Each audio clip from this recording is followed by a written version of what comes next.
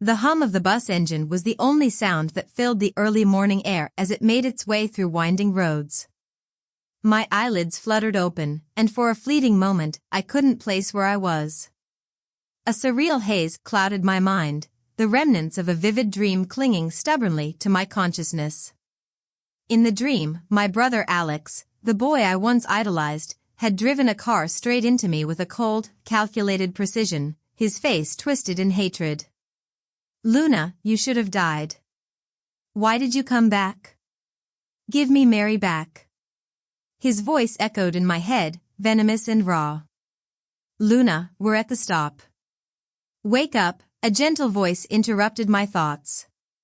My adoptive mother, Jane, smiled at me warmly, though her eyes betrayed a sadness she rarely let surface.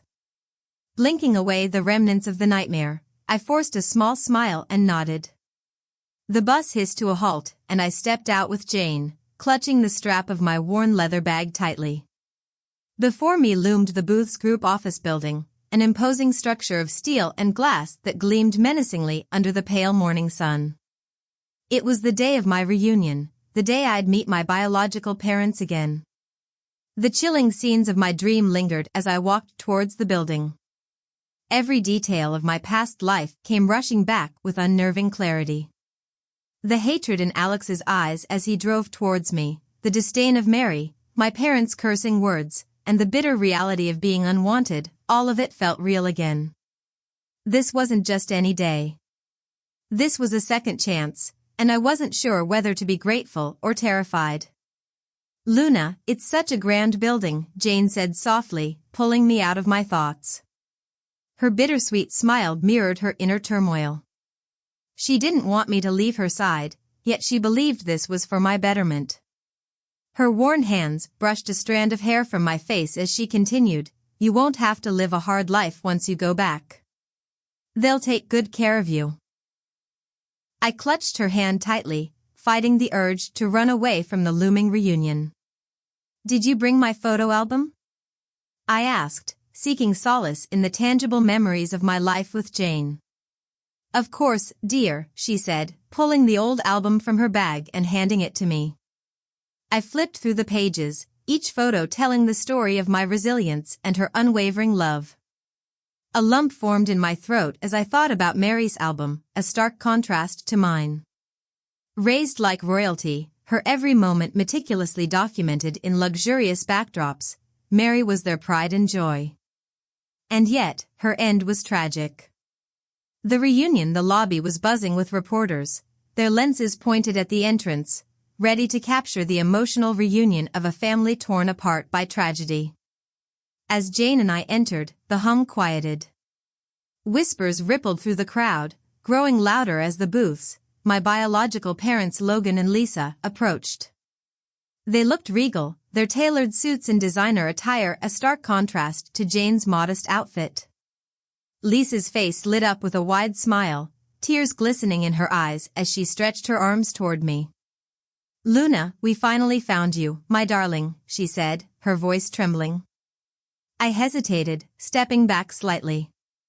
Her arms froze midair, the smile faltering.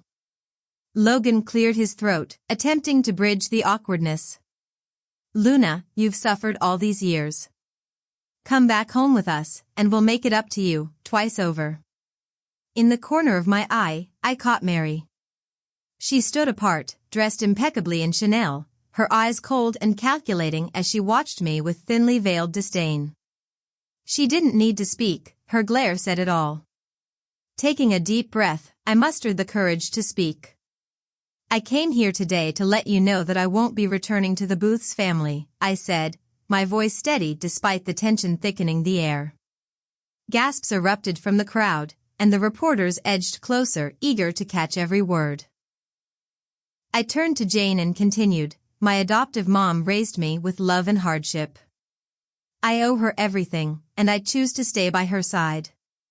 Logan and Lisa's faces darkened, their polished facade cracking under the weight of my rejection. "Luna, don't act out," Logan said, his tone laced with frustration. "Your adoptive mom did a lot for you, and will compensate her handsomely. $1 million, perhaps." Isn't that right? Jane's grip on my hand tightened, but her lips pressed into a thin line. The murmurs among the reporters grew louder. I'm an adult, I said firmly. I have the right to choose my life. Money can't replace love. I handed the album to Lisa, adding, this is for you. It shows the years you missed. Goodbye. A glimpse into the past. Lisa's trembling hands clutched the album as I walked away with Jane. The crowd parted, allowing us to leave, but the weight of their stares lingered. Mary's mocking voice reached my ears. Who's she pretending to be? Deep down, she'd do anything to come back. Logan's sharp tone silenced her. Mary, watch your words in public. Have you seen any real heiress act like that? As Jane and I boarded the bus back home, I glanced at her tired face. Guilt churned in my stomach. She had given me everything, yet I had put her through the torment of almost losing me. Later that night, I replayed the day's events in my mind. It wasn't just the reunion that troubled me, it was the knowledge of what came next. Mary's spiral into despair, Alex's unrelenting hatred, and my own death. The future loomed before me like a dark tunnel with no end. But this time, I was determined to rewrite my story. I had been given a second chance, and I wouldn't squander it. No longer would I be the helpless victim. The Booths had built their lives on lies, manipulation, and superficial love. It was time for them to face the consequences. Part 2. Threads of deception. The days after the reunion were like walking a tightrope, with every step echoing the weight of my decisions. My rejection of the Booths family rippled through their world and mine, each wave carrying with it unforeseen consequences. Jane and I returned to the modest home we had shared for years. It was a small haven filled with warmth and memories of simpler times, but now, a shadow loomed over it. In the week that followed, Logan and Lisa called repeatedly, their voices shifting between desperation and anger. At first, it was pleas. Luna, you've misunderstood. We just want to give you the life you deserve, Lisa had said, her voice cracking. When those failed, the tone turned colder. You can't keep ignoring us, Luna. We've done nothing but try to make amends. I wasn't sure what disturbed me more, their insistence or the undercurrent of entitlement that crept into their words. Did they think that their wealth and status gave them the right to dictate my life? Jane's worry grew with every call. Luna, maybe you should hear them out, she suggested one evening as we sat together in the kitchen, her hands wringing a dishcloth. I don't want them to hurt you. I placed my hand over hers, trying to reassure her. Mom, I'm not going back to them.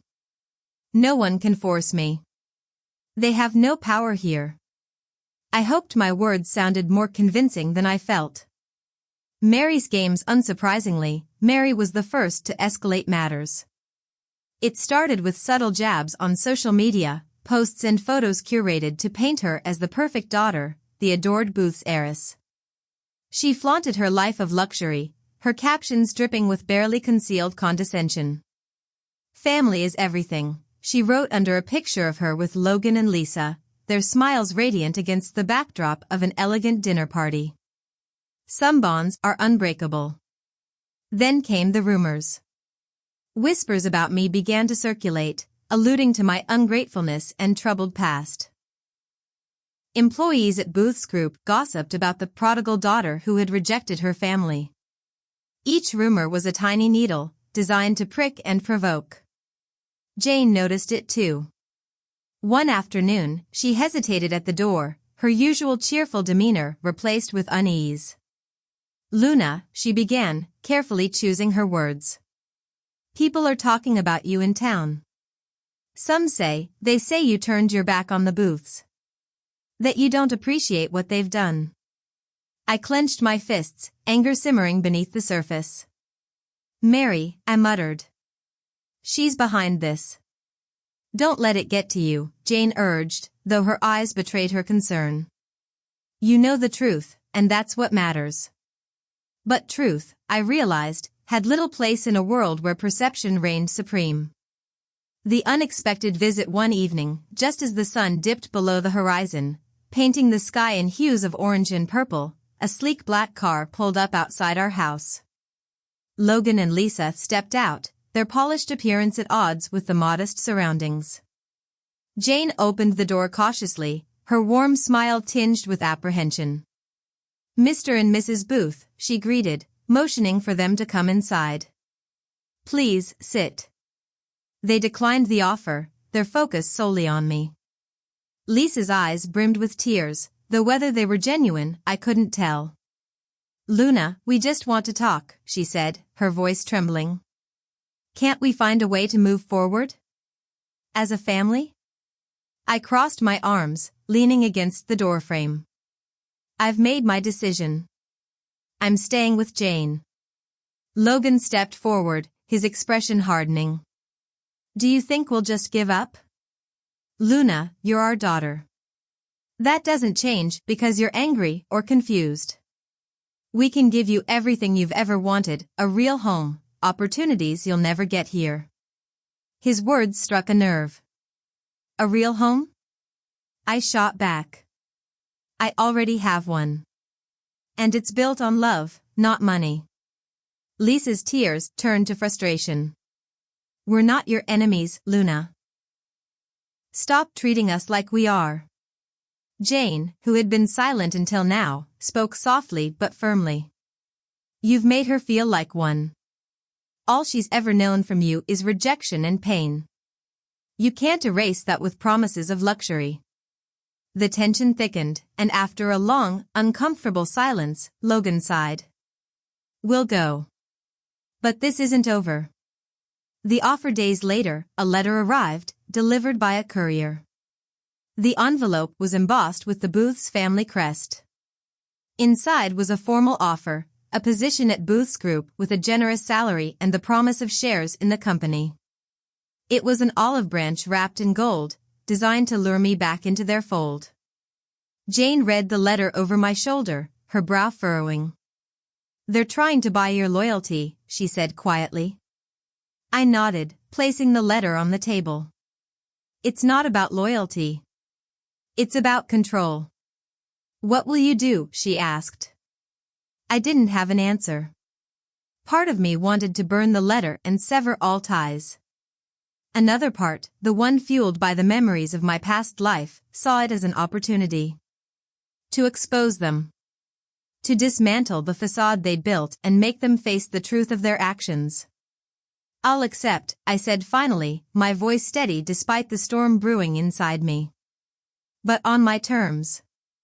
Jane's eyes widened. "Are you sure, Luna?" "If you go back," she trailed off, the unspoken fears hanging heavily in the air. "I have to," I replied. "This isn't just about me anymore. It's about setting things right." Back in the lion's den, walking into Booth's Group felt like stepping onto a battlefield. The air was thick with whispers, employees casting curious glances my way as I made my way to Logan's office. Mary's disdainful gaze followed me, her lips curling into a smirk as she passed by. "Welcome back," she said mockingly. "Ready to play family?" I ignored her, focusing on the task ahead. Logan greeted me warmly, his handshake firm but his eyes calculating. "Luna, it's good to have you here. I know this must be a big adjustment, but we're here to support you every step of the way." I offered a polite smile, masking the fire burning inside me. "Thank you, Dad. I'll do my best to make you proud." He beamed, clearly pleased. But as I took my seat in the office they had prepared for me, I couldn't shake the feeling that I was being watched, not just by Mary or Logan, but by the ghosts of the past. This was just the beginning.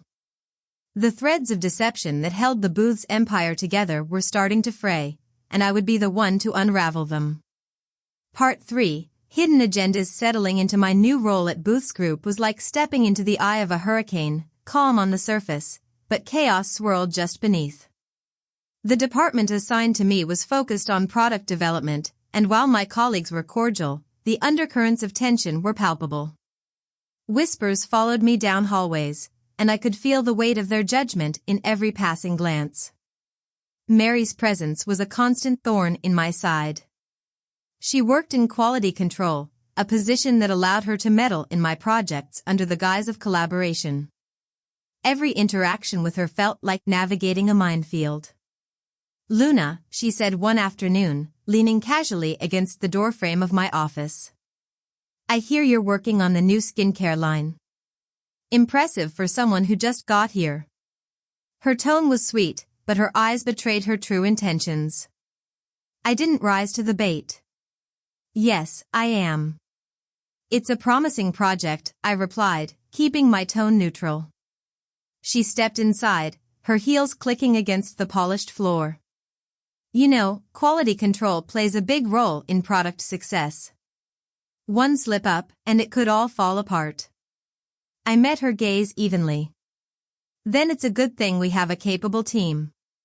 Her smile faltered, and she left with a dismissive wave.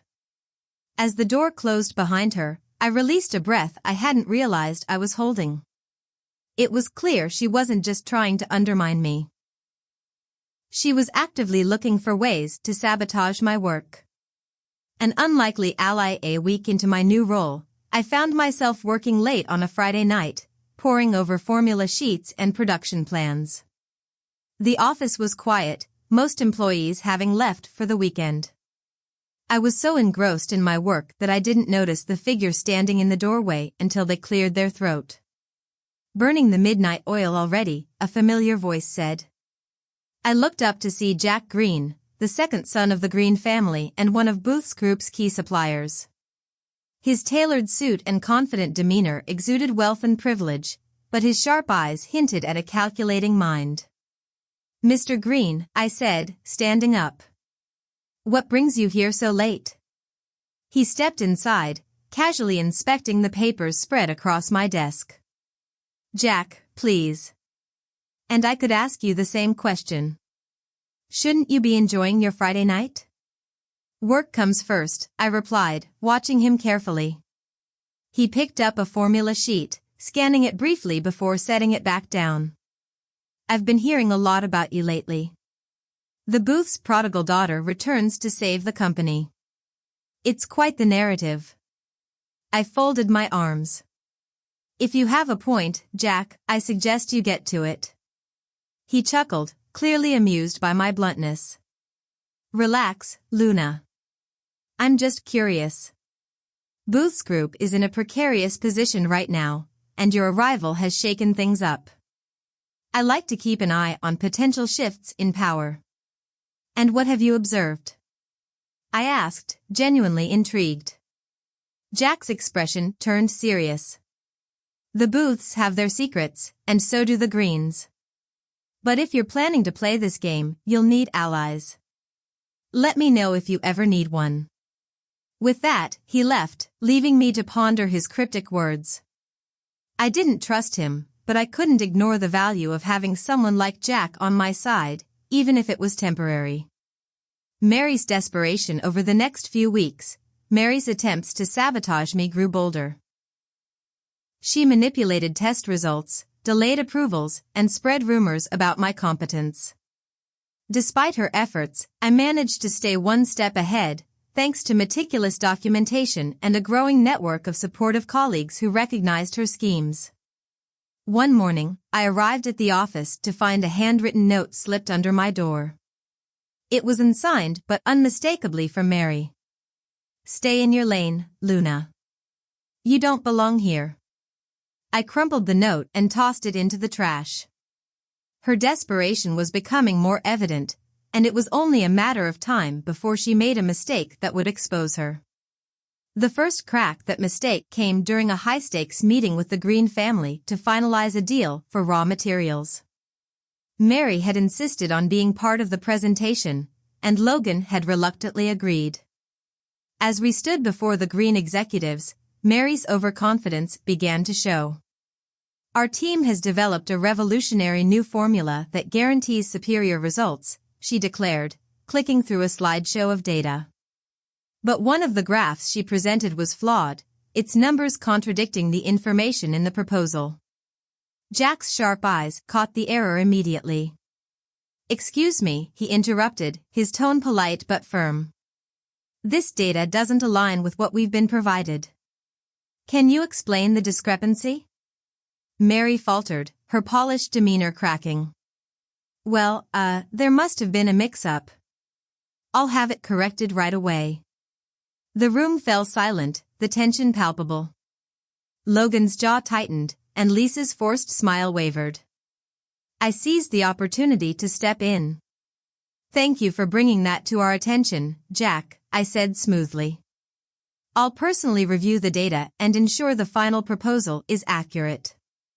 Jack nodded, a hint of approval in his expression. "I'll hold you to that, Luna." After the meeting, Logan pulled Mary aside, his frustration barely contained. "Do you realize how close you came to jeopardizing this deal?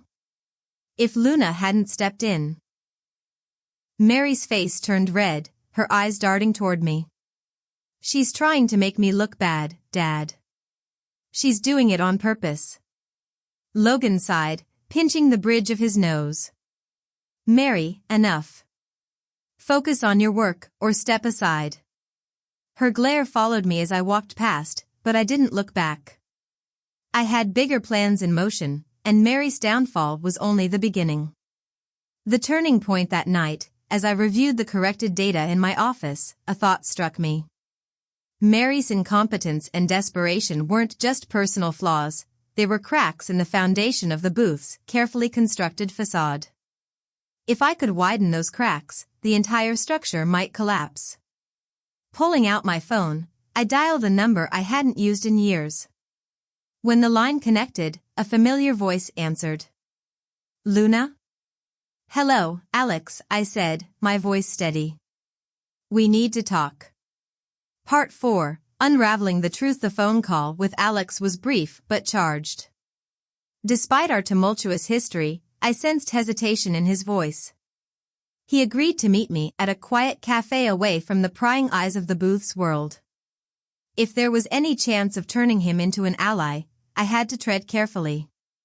The cafe was nearly empty when I arrived. Alex was already there, his sharp features partially hidden behind a steaming cup of coffee. His piercing eyes followed me as I approached. "Luna," he said, his tone neutral. "You wanted to talk. Make it quick." I sat across from him, studying his face. The brother I once idolized was now a stranger, hardened by years of resentment. "I need your help, Alex. The booth's empire is crumbling, and Mary's schemes are dragging everyone down with her." He leaned back, crossing his arms. "Why should I care? You think I'm going to team up with you after everything?" "This isn't about me," I countered. "It's about saving what's left of our family's reputation. If Mary keeps going, there won't be anything left to salvage." Alex's eyes narrowed. "What's your plan?" "Expose her," I said simply. "But I need access to her accounts and communications. You're the only one who can get close enough without raising suspicion." He considered my words, the tension in his jaw betraying his internal conflict. Finally, he nodded. "I'll see what I can do. But if this backfires, don't expect me to clean up your mess." The trap with Alex on board, we began laying the groundwork. I spent the next few days quietly gathering evidence of Mary's manipulations while Alex worked from the inside to access her emails and financial records. It didn't take long to uncover a pattern of questionable transactions and communications with outside parties. The breakthrough came when Alex intercepted an email from Mary to Jack Green, outlining plans to sell proprietary booths formulas in exchange for a substantial payout.